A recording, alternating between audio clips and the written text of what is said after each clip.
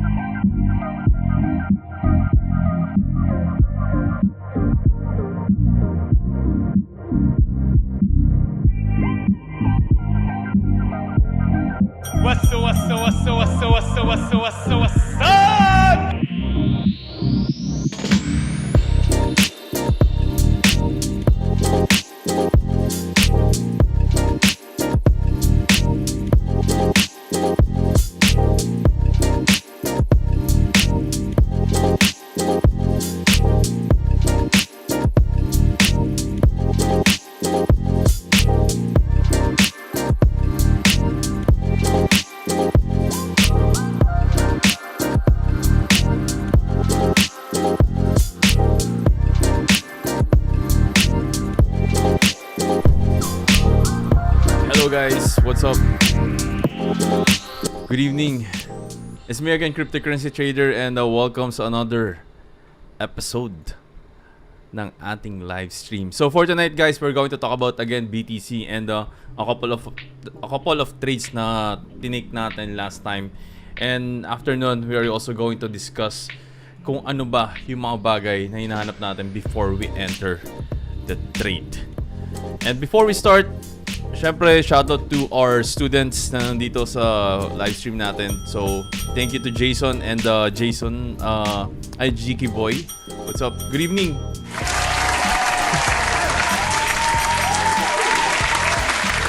Shoutout to Ryan and Fatima. Thank you for joining us dito sa stream natin. What's up?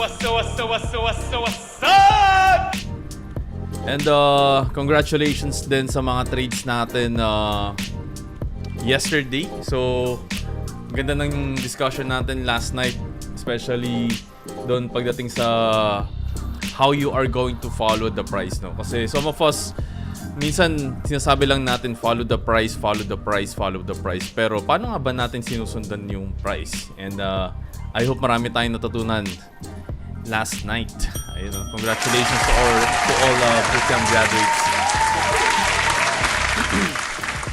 So we also have a trade, no? May mga short trades din tayo aside from long. So isa doon sa tinrade natin yesterday. So isa dyan is yung FLM. So we took a short position. So congrats din to Jason Kid. And nakikita ko na Jason, no, yung mga trades nyo dito. Gaganda. And you are now fluent in using low leverage. Okay lang kasi din talaga gumamit ng high leverage. However, you have to pay the price when you have to pay the price of being fearful, no? Kasi if you want to make money in the market, syempre, you want to have a consistency. So aside from consistency, dapat of course meron din laman yung margin mo. And if you are going to use margin with high leverage, so the tendency is pwede kang matilt anytime. So that's why I want to recognize our students for their discipline and sticking to low leverages. Kasi I think low leverage trading will be your path para sa pagdating sa consistency, because that's how you can take advantage, no? Kasi yung leverage, you don't want to use it like pwede mo siya i-max out, pero yun nga, paano pag nag-trade ka na ng mga malalaking account? So the tendency is pwede hindi mo siya ma-trade ng maayos. So ayan, congrats sa mga students natin. So we have a question from our we have a question from our chat. So sabi niya dito, Master, 2025 is the next bull run na po ba? So based dun sa cycle na nangyari for the past 4 years, no? Kasi every 4 years nagbo-bull market ang ang crypto, and we've been in this industry since 2017. So yeah, every 4 years kasi naka-multiple na tayo multiple cycle na tayo sa crypto. Kung mapapansin natin, nababreak na yung all-time high every 4 years. Pero in between, may mga mini bull markets. So you don't want to wait for bull market all-time high, kasi pag bull market all-time high na yun, more likely, ibang opportunities doon are already sabihin natin saturated, or it will produce a lot of noise and it will be hard for you to decide. Pero if you are going to start now, this is the perfect time for you to start to study, no? Okay, this is for you to perfect time para mag-aral ka in crypto. Ano ba yung mechanics niya, paano ba siya nagwo-work? And sobrang laki kasi ng crypto, since it is a technology. So as we all know, technology nag-evolve siya from mabilis siya mag-evolve. So dati Bitcoin lang, then nagkaroon ng Ethereum. And we also think na sa mga susunod na bull market, I think yung mga Bitcoin, Ethereum, yung mga altcoins, sila na yung parang magiging legacy coin And we are looking forward to other coins na, or other cryptocurrencies na pwedeng maging popular sa next bull market na hindi pa natin siya nakikita ngayon. Because ang thing na nakikita ko sa cryptocurrencies, kung bakit nagiging mabilis siya mag-bull market, because it's number one, it's technology. And with technology, ang bilis niya mag-evolve. Pag nag-evolve siya, eventually it solves different kind of problems. So yung mga problems na yun, those problems are, yung mga problem kasi nito last time more on yun nga, there are issues regarding sa ownership. That's why there are NFTs. Yung iba naman protocols, yung iba naman interop. So for those who doesn't know what interop is, ito yung tatawag nating interoperability. Okay, interoperability meaning pwede mo pagdikit-dikitin yung mga crypto, pagdikit, sabihin natin yung bridge, no? So isang nagiging bridge dyan is, I think, is yung RON, no? So yeah, and yung isa naman sa nagko-connect sa kanila is si Polkadot. So that's one of the use of Polkadot. Pero syempre, since we are in cryptocurrency trading, we don't bother on discussing yung mga fundamentals na yun, because we want to focus solely on our methodology on how we are going to trade the price. Because at the end of the day, syempre, fundamentals are fundamentals. Mga businesses kasi may mga cycles yan And if you understand kung paano nag-work yung cycle on a business side, then it will help you a lot, no? Kasi isipin mo, when you are young, nagtataka ka, naririnig mo, tumatas yung price, biglang bumababa. Mataas yung presyo ng ganito ngayon yung bilihin ng ganito, mababa yung presyo ng bilihin ngayon, tapos tumaas siya ulit. Pero saan ba nanggagaling na bakit nga ba sila tumataas? And if we're setting aside yung macroeconomic factor, one of the factor na tinitignan natin dyan in terms of technical analysis is yung market cycle. Because most of the industries are being traded on a cycle. So that's why minsan makikita natin na may mga price increase na we haven't experienced before, no? Pero we already experienced it in the past. And isa sa, I think hindi naman siya price increase to. Pero if we're going to check historically, yung peso before it already hit 55. Okay, nahit na natin yung 55 before, nahit na rin natin yung 60, and then eventually nagkaroon ulit tayo ng another cycle, then nahit ulit natin siya. So disregarding fundamentals and macroeconomics. So for me, sa akin lang to guys pwedeng malito. For me, I want to have an easy to understand approach and systematic approach in the market. That's why mas leaning towards ako dun sa systematic or sa systems.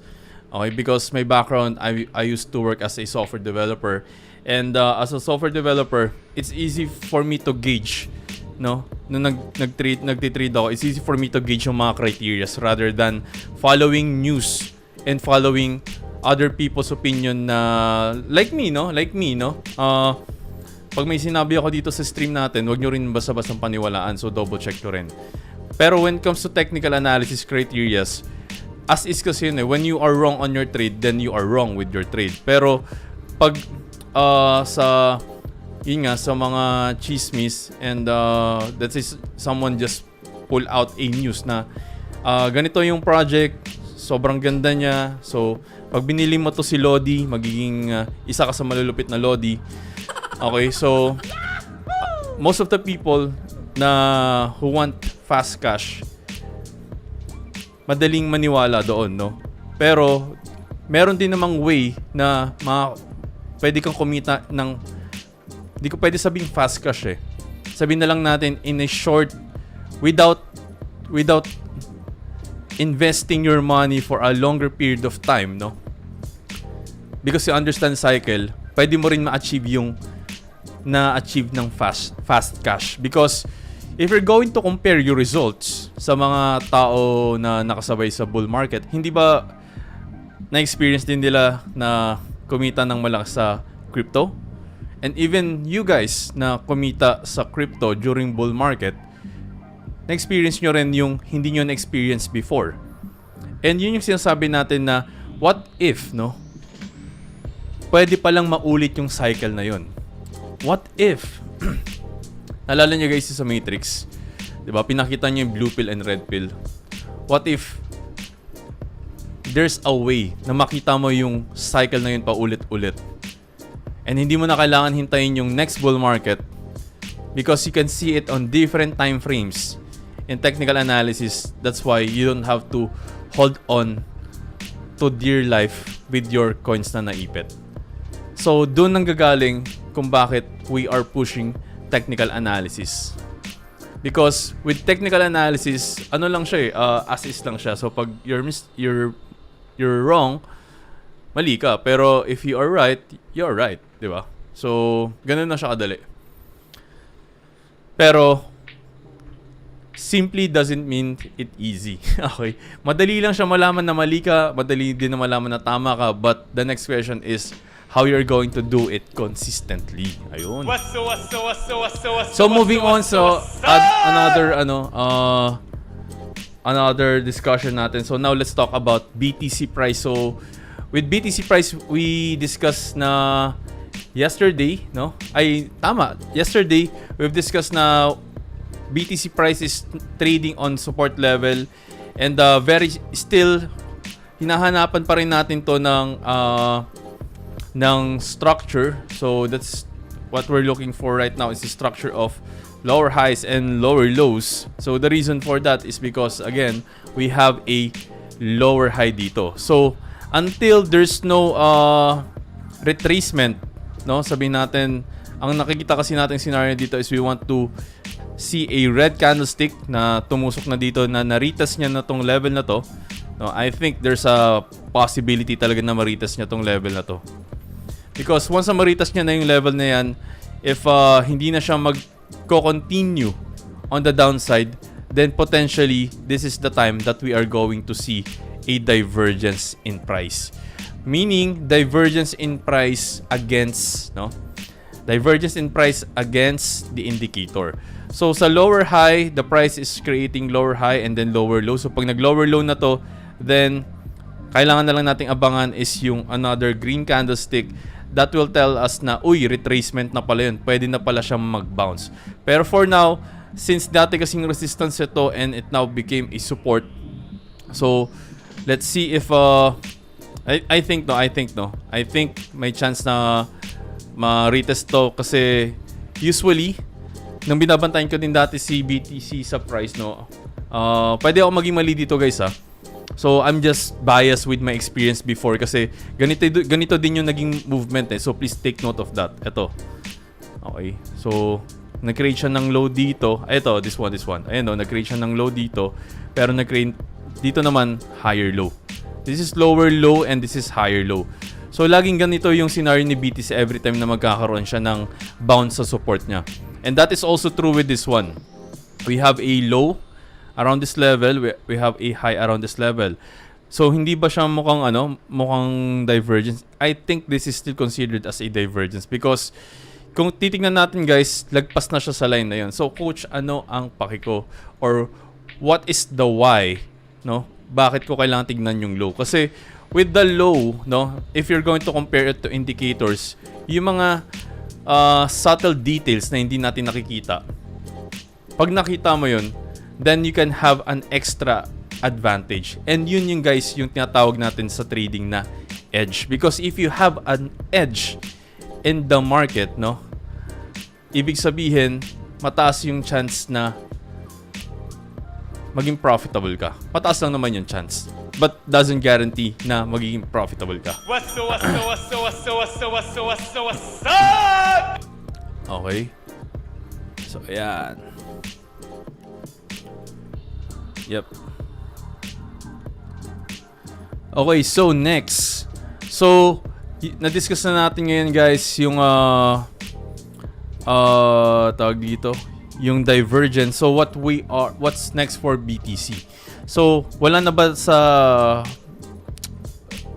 probability natin yung 23,000? So for me, we are still nasa possibility ko pa rin yung yung 23,000 until hindi mag-close yung September. Because nakikita ko kasi dito with price, instead na mag-hold siya doon sa bawat level niya, it is slowly creating lower lows. Dahan-dahan siya. And then, dito nagkaroon. Siguro may news nitong time na to. But yeah, yun yung, that's our analysis for BTC. And then for FLM, so for FLM, so, paano ba natin sinort si FLM? So, si FLM kasi, so this is our trade with FLM. Okay. Okay, so this is our trade with FLM.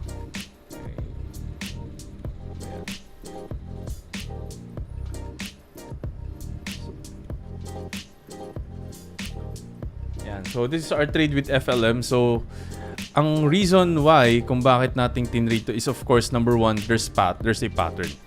Okay, so if there's no pattern, ang tendency is hindi natin siya iti-trade. So the reason why kung ba't di natin tinitrade yung pattern, because again, as we mentioned, especially doon sa traders fair, if there's a pattern, it means it is a behavior of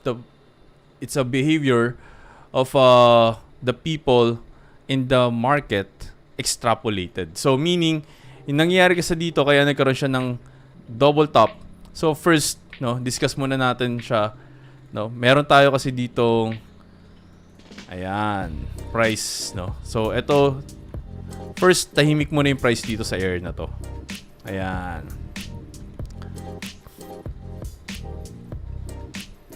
Okay, so dito, tahimik pa yung price natin. And then, nung nagkaroon tayo ng breakout, nagkaroon tayo ng advancing. So, the entire time, ito yung advancing stage niya. And then, it's creating higher high and higher lows. Okay, higher high and higher lows. Okay. So, the time na it's still creating higher high and higher lows, wala tayong ginawa dyan. Di tayo sumabay sa rally niya. Pero, nung nakita natin na nagkaroon na siya ng sell-off, so this is yung sell-off candlestick niya. So, you will also notice, meron din tayong tinatawag dito na bearish engulfing. So, nung nagkaroon siya ng bearish engulfing and then eventually hindi niya na-hold. So, tignan natin guys yung candlestick ko.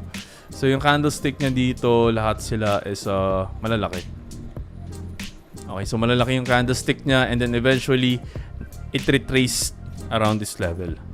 So, the time it retraced around that level, nagkaroon ulit siya ng another swing on the upside. So, ito yung tinatawag nating swing high. So, ito yung swing low and then another swing high. Pero yung problem kasi, if we're going to draw a line dito,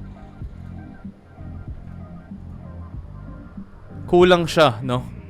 Ng 10.67 or ng 11% para malagpasan ito. So, ano ibig sabihin nito? It means, pinakita dito ng price na hanggang dito na lang siya. And it also means there's a weakness in the buyers. So, shinort ba agad natin to? Hindi natin siya shinort. Because we don't want to trade double top gaya ng na-imagine natin na ganito. Okay?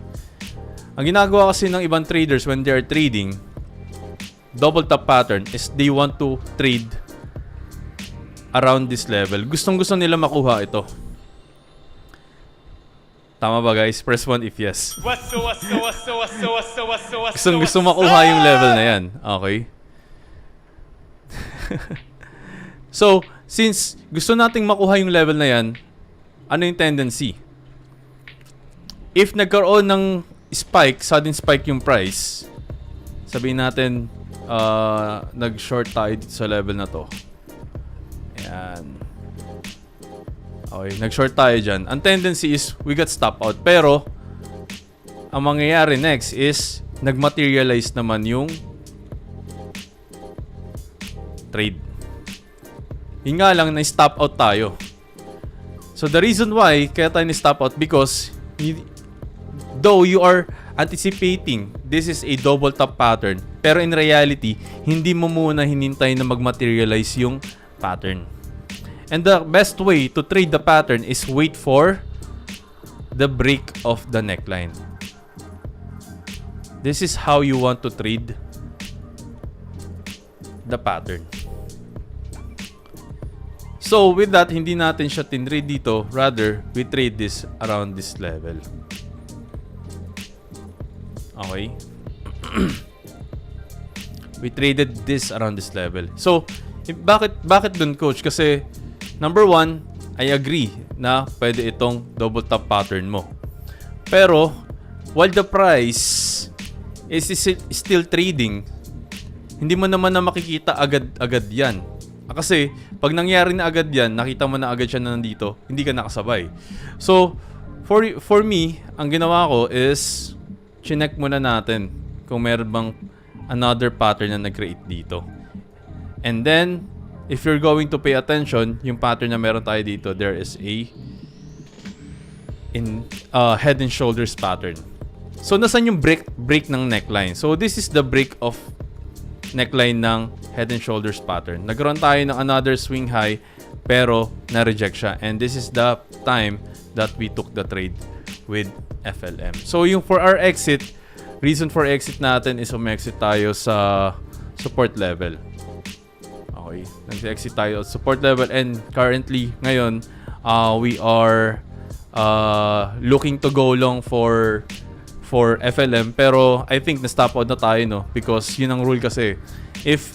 So for those who are torn between sa decision kung magre-re-enter pa ba sila, no, magre-re-enter pa ba ako, coach, pag na-stop out ako, or hayaan ko na lang. So always remember, number one is never always have an room for error. Pag masyadong tight yung stops mo, no? Masyadong tight yung stops mo, ang tendency kasi nito, you'll try to enter many times sa trade na yan. And then, dun ka matitilt. Once kasi na-tilt ka, dun papasok yung revenge trading. So, as much as possible, you want to protect yourself from being tilted by the market. Kasi pag na-tilt ka, yun na yun. Okay? Yun na yun yung parang nakita mo na naiinis ka na, nagagalit ka na gusto mo na ibalik yung pera, yun na yun guys. Pero if you have a good risk to reward ratio and maganda yung room for error mo for a stop loss, if na-invalidate na yun, then that's it. Invalidated na yun.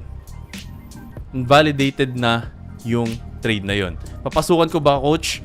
Hayaan mo muna siya ulit mag-create ng pattern. Because pag hindi na siya ulit nag-create ng pattern or structure na hinahanap mo on that trade, then the possibility, no, of that trade is hindi na mag-materialize. So kung pinilit mo na lang siya kasi kanyari ngayon stop out tayo. Pinilit natin siya, ay stop out ako, pasok ulit ako. So hindi na siya based doon sa criteria. It is now based on your emotions. Okay? It will be based on your emotions. So pag naging based on emotions na siya, then that's the time you have to close your computer or your cell phone. Kasi you have to protect your fund from yourself, no? Baka kasi maubos mo yun. So, lakad-lakad ka muna, ikot-ikot ka muna, kain ka muna para tumaba ka gaya ko. Okay, para, ayun nga, sabi nga ni Julius, no? Revilla, tumaba ka na sir. Uy, thank you. For me, compliment yan. Sabi nga ni Blue Yupon, lusog, busog. Ayun, no? For me, compliment yan. Kasi, syempre,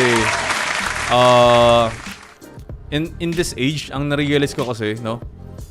Number one, if yung health mo may problem, na ano kasi guys eh, I've listened to this podcast na pag there's a sudden loss of weight, no, sa'yo, like mga 5 kilos, kabahan ka na kasi may problem ka sa health. Pero so far we're healthy. Ayun. Okay. Yeah, sabi nga ni Jiki Boy, stress free. Yeah. Stress free tapos puro free food.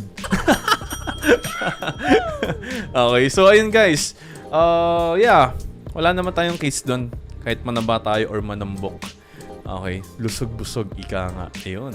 Importante dyan yung word na lusog. Okay? Because, isipin nyo guys, if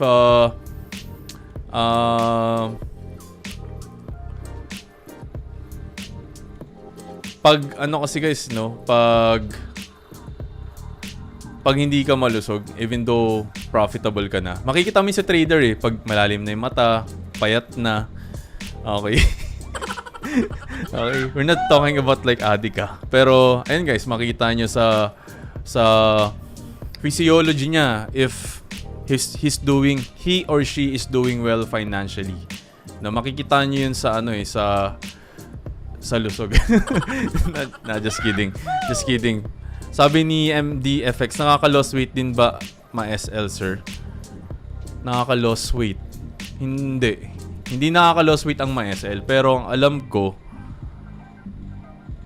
is malo-loss weight ka pag naubos yung fund mo. Kasi wala ka na makain eh. Okay. So, mahirap siya. So, yeah. Ayun. Nakaka-loss ng capital and magkakadikit kasi yun. So, pag you get emotional and then nai-stress ka lagi, makikita mo yun sa ano eh, sa tao, no? Okay. Sabi ni Blue Yupon, sa panahon ngayon, pag tumaba ka, it means profitable ka, madami pang bili ng bigas. Correct. Okay. Bigas tas asin. Ayos. Diba? By the way, for the quick story lang, no? So, there are still habits of mine na ginagawa ko even though na di ko naman masabi na we are like very very wealthy, pero masasabi natin is nakakain tayo ng 3 beses sa isang araw. And yung mga kinakain ko before, ganun pa rin, same pa rin naman. Kumakain pa rin ako ng I'm not sure kung ginagawa niyo to, pero when I was in high school, syempre my only option is pag wala talagang kulang yung budget is rice and chicharon. So until now, ginagawa ko pa rin siya, no? So yeah, just to reminisce ko ano ba yung situation ko before and being thankful na kung ano yung situation ko ngayon, and yun. So it's all about being grateful eh. It's all about being grateful kung ano yung nagkaroon ka versus doon sa you are always looking for something great, something bigger. Okay lang din naman yun, kaso you have to check your greed meter. Ayun, may bago na naman tayong word. Okay, so yun guys. Lagi natin tandaan, lagi nating i-check yung tinatawag nating greed meter. Kasi guys, when it comes to greed, no?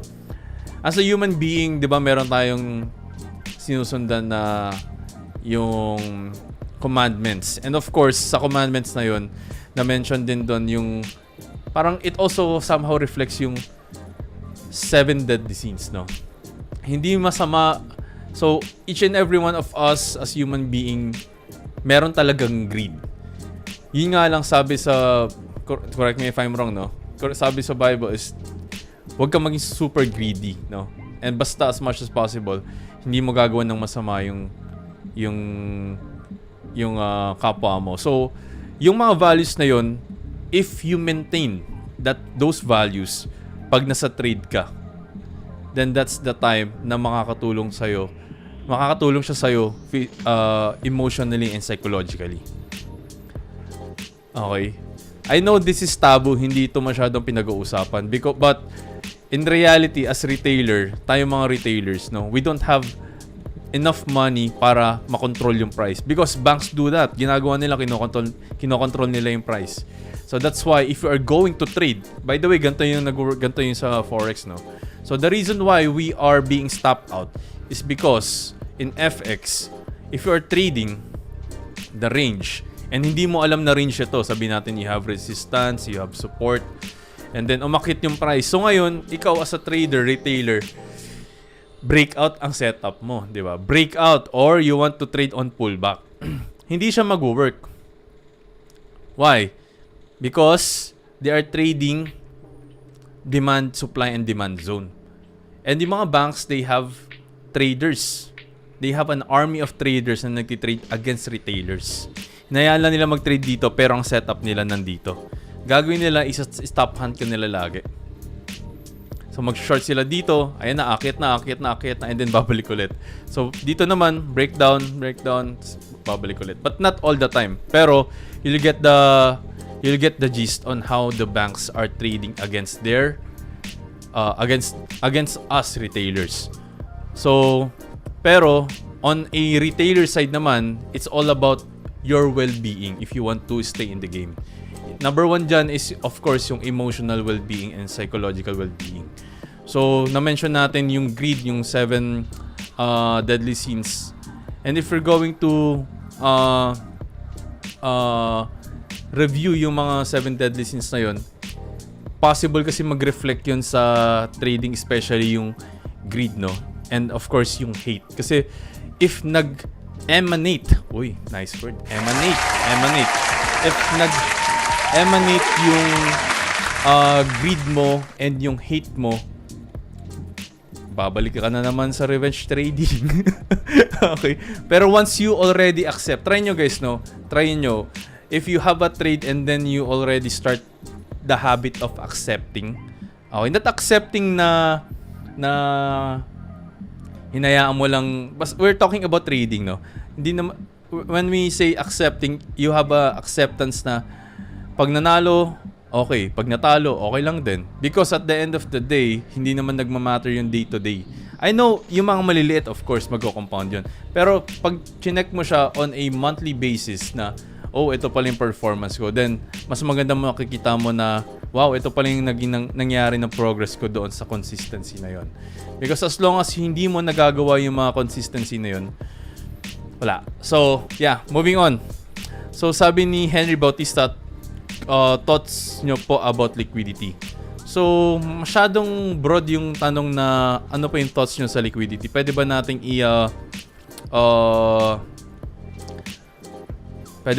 i-elaborate? So, ayan. Sa panahon ngayon, pag tumataba ka, it means profitable ka, madami pambili ng bigas. Okay. Yep. Pero not all the time, Siyempre, may iba is, meron ding may sakit sila, may nararamdaman. Okay, this is a case-to-case basis. So, wag din natin lahatin. Okay. So, next, liquidity pool. So, ayun, sabi ni Lance, insight nyo for Link, coach. So, our insight with Link, tignan muna natin yung Link po. So, first, let's go to Link USDT and let's check the chart. So, si Link kasi, ano ba to si Link? I think Link is a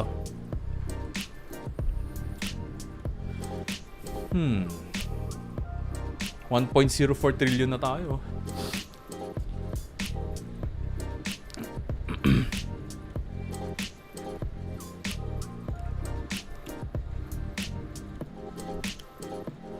Okay, so si Link is I think si Link is chain link. Chain, okay? Chain pala siya. Kaya pala siya chain link. Okay. So, tignan natin yung chart niya. So, for Link kasi, ang time frame ko dito, this is for weekly time frame eh. Okay, weekly time frame kasi ang trade natin dito. Okay, so weekly time frame. So, mabagal kasi ang movement and behavior ni Link. So, for those who are asking, Coach, paano mo nasabing mabagal yung movement ni Link? So, masasabi nating mabagal yung movement ni Link through its past behavior. Okay, so meron kasi yung behavior before, ito yung behavior niya dati. And if you're going to pay attention, ang tagal niya magkaroon ng breaks. So, kaya for me, never kong tinrade talaga si Link kasi ang tagal talaga nitong coin na to. That's why sa bootcamp natin, dinidiscuss natin yung iba-ibang uring coin on how you are going to trade it because not all coins are created equal. May mga coin na gaya nito na mabagal siya, may ibang coin din na mabilis siya. So, may mga coin tayo that is only intended to trade for day trading. May ibang coin din tayo na only intended to trade for shorting. That is also true dito sa Link. Ang strategy dito si Link, I think, if you are a position trader. Because you don't want to check the chart time to time. Kasi, for example, ganito lang ginagawa niya. Nagko-consolidate lang siya, pero one thing for sure, no? I want you to imagine na para to kasing volcano. Na nagko-consolidate siya, and then eventually, pag nagkaroon siya ng break, another swing high na naman. And the potential resistances for that swing is around 17 to 18 area. So, ibig sabihin ba, Coach, pwede siyang pumunta dyan? Yes, pwede. Pero, kailangan niya muna i-break to. So, we always hear those words na kailangan mo na ma-break to, Bakit ba ganun nag-work ang price? So, nag-work kasi yan through supply and demand. And the market is controlled by two participants, which is the buyers and sellers. So, pag mas malakas yung seller dito, then matagal pa nating ma-reach to. But, of course, time will come pag dumami ulit yung participants sa crypto, no? So, we are currently trading at 1.04 trillion with the whole market cap, sa buong market cap yan, no? And ang market cap kasi nito ni Chainlink is 3.3 billion. Ibig sabihin, meron pa rin siyang 3.3 billion na pera dito. So, dead na ba to? Hindi na ba siya gagalaw? I think hindi pa to dead. Kasi if this is already dead, dapat zero na to or wala na siya dito sa CMC. Because there are still other coins na wala naman na ring CEO like Litecoin and si Neo. Before, Neo was also known as also known as the next Ethereum, pero wala. Wala naman nangyari. Okay. Hindi siya nag-materialize, no? So there's a tons of projects in cryptocurrencies na kailangan mo i-check. So you don't want to be blind by your tawag dito, you don't want to be blind by your emotions dahil na-hype ka lang, na-excite ka lang, so that's why you want to invest. Kasi paano kung old na pala yung coin na yun, gaya nitong NIO. So let's take a look at NIO. So as our case study, si NIO kasi kailan ba to na list? Sobrang tagal na nito ni NIO. This is like, ang name nito guys, Ant, no? Ang daming so kung maraming yumaman sa Axie, marami ding nalugi. That's also true with NIO and Omnisco, OMG. So ganun din si NIO. Yeah. Ano ba nangyayari dito kay NIO? Okay. So wala masyado nangyayari sa kanila. Okay, so check natin si NIO USD. Bakit hindi USDT? Para makita natin yung old. And we're going to go to Poloniex. Ito kasi guys yung platform natin before. Poloniex, OG na OG ito. And I remember, no, yung CEO nitong Poloniex, hindi nagpapakilala. Hindi siya nagpapakilala. That's why I'm surprised na biglang nagpakilala si CZ as owner of Binance, no? So yeah, moving on. May question pala tayo kay Raynel. Coach, saan po pwede makakita or basa ng mga news regarding mga crypto projects? Here, sa sa CoinMarketCap. Kumpleto to. No, nandito. Ayan, no, nandito na siya. Click mo lang yung link or NIO. So, nandito na yung mga yung mga data. Pwede ka magbasa dito. And wow, I'm surprised na nandito na rin pala yung nila. Yung mga team. Ayos ah. So, ayun guys. So, this is only a proof that crypto is here to stay. Even though na hindi na hype yung mga coins nila. So, nandito pa rin sila. They are still valued at 500 million. Malaki ba yon? I think that's fair enough for a bear market. Kasi, eventually, pag nag-bull market na naman, tataas yan pag dumami yung participants. So, sabi ni Bonmark Kusap 2017 yata yan niyo. Yes, this is also known as Ant, no? Sabi ni Jam Sam, no? TRB po. Okay, let's go to TRB USD. By the way, if you have trading related questions or chart requests, just type that on our comment section. What's up?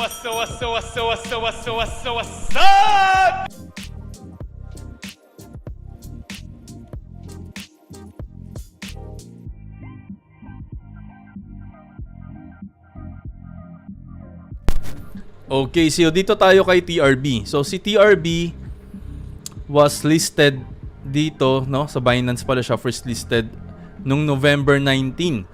So, kung titignan natin sa malayo, si TRB, ito ang price structure niya. And yung price structure niya, kung mapapansin natin, may mga peak and through siya on its swing highs and swing lows. Swing high and swing lows. Swing high and swing lows. So, and if we're going to observe, nasa sa weekly time frame tayo, masyado mataas yung time frame na yan. And kung titignan natin siya, dito sa movement niya, no? So, it has a average or regular movement ng price before siya mag-break. So after it break this level, nagkaroon siya ng continuation and then ang nagiging movement niya, nagiging parabolic siya. And that's eventually yung parabolic na yon is naging behavior na niya every time na magrarally siya. Okay? Every time na magrarally siya. So dito ito hindi siya naging parabolic dito because it is possibly trading sa range. Nasa range ba? Nasa range ba? Oh, okay. Because naging lower high na lang siya dito. Okay. So, what's next for TRB? Is this a good buy or good buy? I want to see that on our comment section before we start. TRB, is this a good buy or good buy?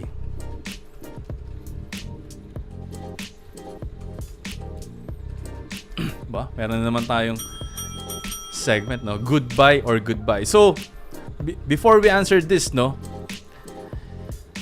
Let's check kung ano ba yung ginagawa niya during this time, no? So, si TRB nagko-consolidate siya and it is trading from this level. So, yan yung level ng $6 to $10. Okay? So, $6 to $10. So, ang behavior ni TRB, every time na nag-hit siya dito sa support level na to, and let's trace, no, kung nag-trade din ba siya in the past sa support level na to. Ayun, so nag-trade din pala siya dito, historically. So let's check kung ano yung ginagawa niya recently. And then nung nag-trade siya sa support, nagkaroon na naman siya ng another swing. Pero once na nagsiswing ba siya, nag-hold ba siya? So let's pay attention kung ano yung ginawa dito. Ayan, so nagkaroon siya ng swing high and then nagkaroon siya ng swing low. Okay? Swing high, swing low. So kung mapapansin natin guys to, yung laging price formation ni DRB, let's observe. So ganito siya and then swing high and then swing low. This is the problem of trading inside the range. So kaya na-mention natin if you are trading on a range, kahit yun nga na-mention nga ni Blue Yupon, no? SMC. So even though gamit ka ng SMC dito, pero if this still trading as a range, potentially hindi siya mag-hold. Because again, ang behavior ng range, it tends to trade on a particular area sa gitna, pero it doesn't guarantee na mag-hold siya around that level. Because if we're going to compare this on a trending market na meron siyang higher high and higher lows, kasi ito guys, this is backed by hindi Fed this is backed by strong buyers. Okay? Strong buyers. And pag may strong buyers, ang tendency nito on a psychological level, this is potentially being publicized. Kaya mapapasin nyo guys, yung mga coins na umaakyat, mas mataas na yung chance na umaakyat sila pag they are trending because they are publicized. And na-hype yung mga tao. Diba ganun yung nangyari sa Axie? Diba? That's why a lot of people who participated Axie, kasi nakakita na sila ng result na, uy, may kumikita pala si Axie. Umakit pala siya. Right? So yung mga tao na who thinks they can still earn from Axie, they continuously invest. And then yung investment na yun napunta sa market cap, napunta sa Axie, that's why it reflected sa market na umakit yung price. So, the next question, is this a good buy or good buy? So, my answer here is or. Okay. Nakakinis yung mga ganun sagot, no? Okay. Our answer here is good buy siya, pero not yet. So, yun. Tama yung sinabi ni Blue Yupon. Okay. Okay, so we have a question. So, sabi ni Ricky, nga pala coach, nag-Axie ka or nag-manager? Hindi tayo nag-manager, no? Jer lang, walang money. Ayun. Okay. Pero in terms of Axie, kasi guys, ang belief ko kasi sa ganito, sa crypto project, and ang downside naman nito, hindi ako nakasakay sa Axie. Since hindi ako nakasakay sa Axie, hindi ako kumita sa Axie. Since hindi ako kumita sa Axie, tapos bumagsak yung market, hindi rin naman ako nalugi sa Axie. Okay? So ang lesson dun guys, no? If you don't want to create a mistake or ayaw mo magkamali, then don't do anything. Okay. So, but setting the joke aside, my belief kasi sa crypto, yung mga when it comes to projects, pag bago pa lang kasi sila, the tendency is magti-trend sila pero eventually biglang babalik yung price where it's being traded. So, nanggagaling pa rin tayo dun sa perspective ng price, whereas this rallies na nakikita natin is what we called anomalies. Okay? So, ano yung anomaly? Okay? Anomalies. Okay? Anomalies. Ano ba yung mga anomalies? Ang price kasi guys, no, nagtitrade lang yan sa gitna. That's why tinatawag natin siyang range. And normally, most of the time, the price is trading on a range 70% of the time. So yung anomalies, ayan yung mga breakouts and breakdowns. Yan yung mga anomalies na tinatawag natin. Okay? So, mas madali i-trade yung breakouts kasi may hype. And the reason why I stayed in trading Axie, no?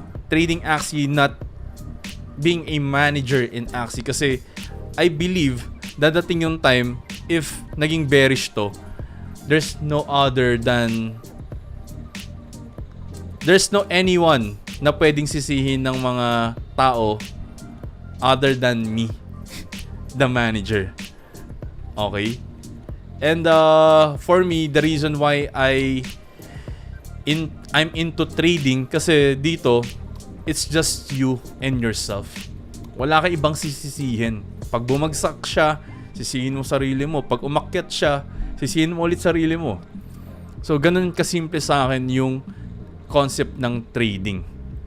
Okay? Na it's very straightforward. It's very straightforward. So, congratulations then for those who made it on bull market sa pag-Axie. It just makes me sad kung ano yung nangyari sa kanila after the fact, because we all know some of those people who bought into the idea of playing Axie, umalis sila sa work nila. So, I'm a supporter of YGG because yung mga friends natin sila Luis Benaventura, sila Kuku Crypto, so they are very close friends of mine sa space. Pero however, yun nga, pagdating dun sa side na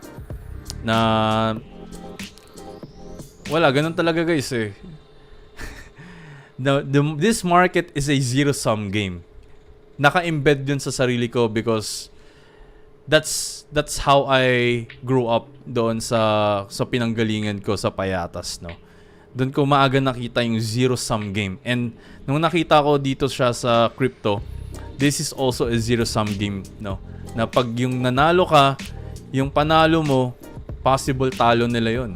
And pag natalo ka, possible panalo nila yon. Or ganun siya guys. It's a very brutal game. It's a very brutal industry.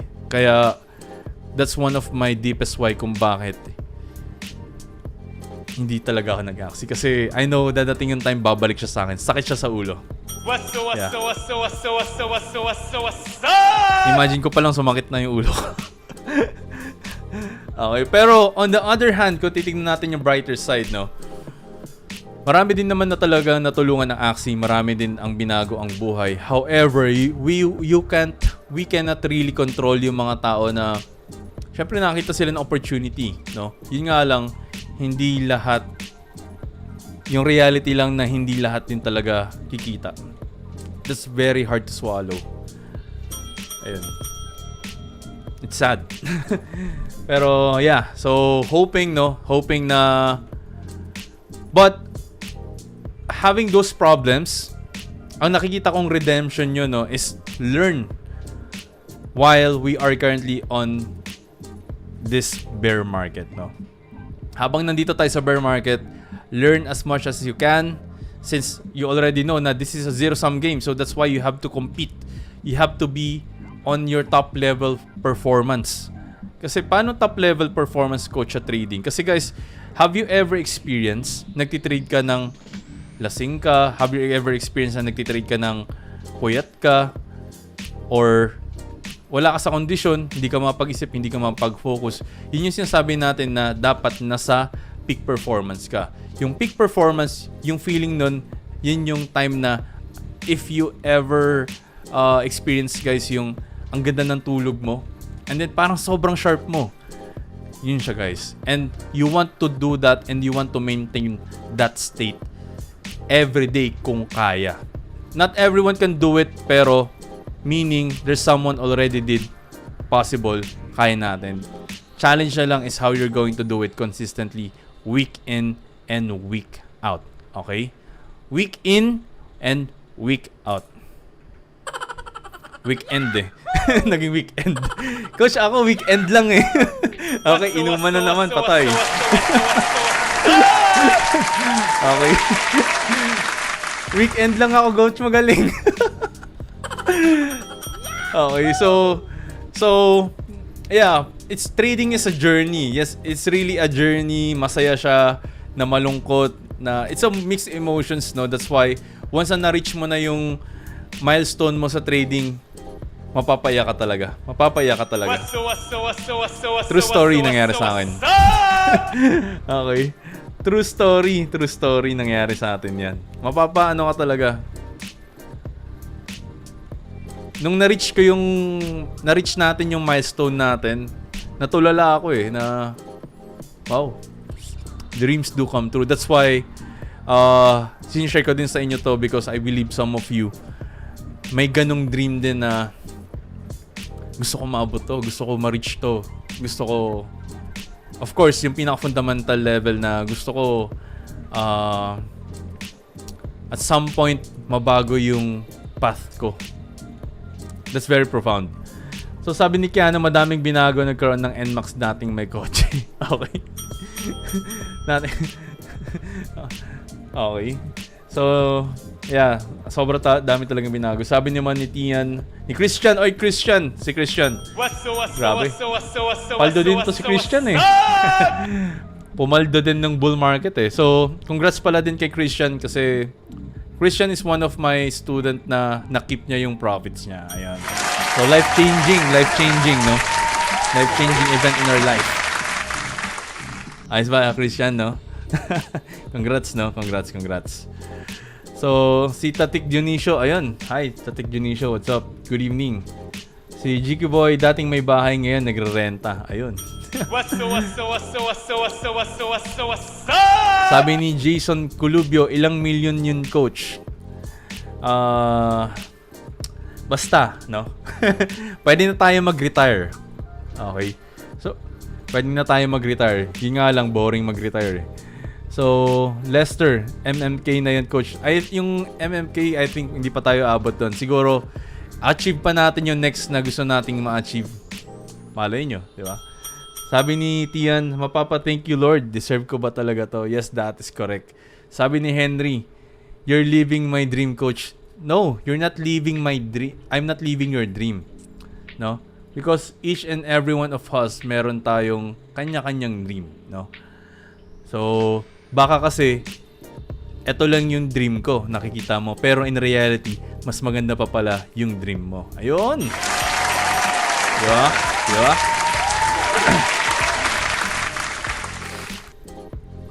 Sabi ni Blue Yupon, hirap kasi pag hype, hindi mo ma-realize na huli na kung kailan huli na. Yes, that's correct. Kasi emotional tayo during that time kaya hindi talaga natin mag-gauge. Even ako ng bull market, kahit paulit-ulit ko tinitignan yung criteria, guys, no? For those bootcamp graduates, no? Ng bull market, paulit-ulit ko tinitignan yung criteria kasi hindi pa rin na makapaniwala na bull market, no? Na parang sobrang easy, sobrang dali, no? Sobrang dali mag-trade. So sabi ni Keanu Orosyon, nakaka-excite mag-bull market. Yes, nakaka-excite. However, I agree with that excitement.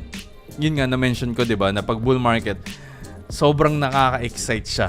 That's why you have to remind yourself time to time. Kailangan mo i-remind yung sarili mo na okay, I'm trading on a bull market. It's easy to make money.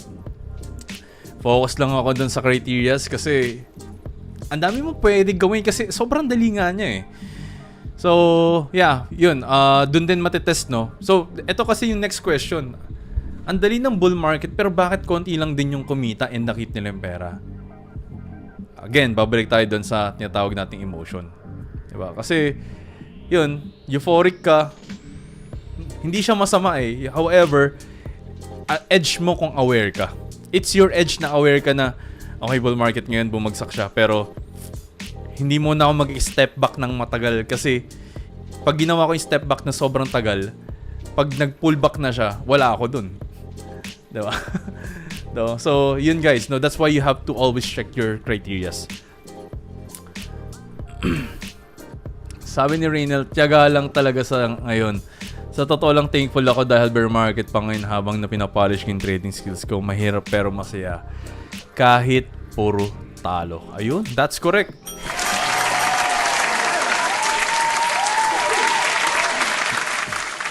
Yeah, sobrang enjoy mag-trade sa bear market na mahirap siya because once na dumating ka na dun sa easy game, no? Para siyang bonus round eh. For me, it's like in a game, nung nag-bull market, it's like a bonus round. Sobrang dali, as in, ang dali. Pero yun nga guys, you have to watch out in your risk management. Okay, nakaltasan din lang ako ng malaki nun. Okay, kasi syempre, di ba, makakaltasan ka talaga ng malaki nun. Pero dapat, as much as possible, hindi ka madali mo ma-realize, okay, mali ako, balik na ako dun sa ano na yun. Yun nga guys, yung awareness. Okay?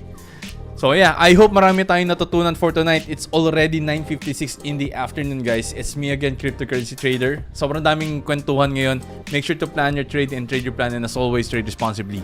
Kita-kits tayo next week, and by the way, we are also going to have a live on our Emmanuel Di Parini page. So make sure to stay tuned because this page guys will start to focus this more on the technical analysis tutorials. That's it. Puro ganun na lang si City. So pagdating sa mga kwentuhan, experiences in life, make sure to tune in on our page. So yung page kasi natin guys, ito siya no, fb.com Di Parini. Ayan. So make sure guys to follow us on our page. Pero watch out tayo doon guys sa mga fake, no? Watch out tayo doon sa mga fake pages na nakikita natin. And by the way, hindi rin pala tayo guys nagsisend ng mga ng mga bitcoins. Ang isisend ko sa inyo, siguro merch. Ayun. What's